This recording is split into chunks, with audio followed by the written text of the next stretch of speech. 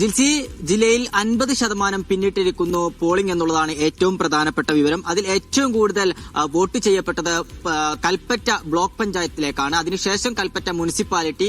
ഏറ്റവും കുറവ് വോട്ട് രേഖപ്പെടുത്തിയിരിക്കുന്നത് സുൽത്താൻ ബത്തേരി മുനിസിപ്പാലിറ്റി 46%. എന്തായാലും ജിൽസി സൂചിപ്പിച്ചതുപോലെ തന്നെ മുണ്ടക്കൈ ചൂരൽമല പുനരധിവാസം അവരുടെ ഒരു പ്രധാനപ്പെട്ട പ്രശ്നം തന്നെയാണ് ഈ ഒരു തെരഞ്ഞെടുപ്പിൽ ഏറ്റവും അധികം എല്ലാവരും ഉറ്റുനോക്കുന്ന ഒരു കാര്യം. ചൂരൽമലക്കാരെ സംബന്ധിച്ചിടത്തോളം അവരുടെ ആ ഒരു വലിയ ദുരന്തത്തിന് ശേഷം നടക്കുന്ന ആദ്യത്തെ തദ്ദേശ തെരഞ്ഞെടുപ്പാണ്. അതുകൊണ്ട് തന്നെ ഈ ചൂരൽമലയിലെ ദുരന്ത ബാധിതരുടെ വിധിയെഴുത്തായിരിക്കും സർക്കാരിന്റെ പുനരധിവാസ പ്രവർത്തനങ്ങൾ എത്രത്തോളം പ്രാവർത്തികമാക്കാൻ കഴിഞ്ഞു, അല്ലെങ്കിൽ ദുരന്ത ബാധിതരെ എത്രത്തോളം ചേർത്ത് നിർത്താൻ സർക്കാരിനായി എന്നുള്ളത് ചൂരൽമലയിലെ വിധിയെഴുത്തിൽ നിന്നായിരിക്കും നമ്മൾ മനസ്സിലാക്കുക. മുന്നണികളൊക്കെ തന്നെ തികഞ്ഞ ആത്മവിശ്വാസത്തിലാണ്.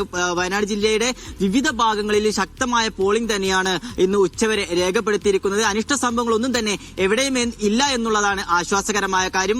പൂർണ്ണമായിക്കൊണ്ട് പൂർണ്ണാർത്ഥത്തിൽ എല്ലാവരും വോട്ട് ചെയ്യാൻ എത്തുമെന്നുള്ള പ്രതീക്ഷയിൽ തന്നെയാണ് രാഷ്ട്രീയ പാർട്ടി നേതാക്കളൊക്കെ തന്നെയുള്ളത്. രാവിലെ ടി സിദ്ദീഖും MLA ഉൾപ്പെടെയുള്ള ആളുകൾ കൃത്യമായിക്കൊണ്ട് യുഡിഎഫിന് മികച്ച വിജയം വയനാട് ജില്ലയിൽ ഉണ്ടാകുമെന്നുള്ള കാര്യം പറഞ്ഞിരുന്നു. വയനാട് ജില്ലയെ സംബന്ധിച്ചിടത്തോളം എന്നും UDFിനൊപ്പം നിൽക്കുന്ന ഒരു ജില്ലയാണ് വയനാട് ജില്ല.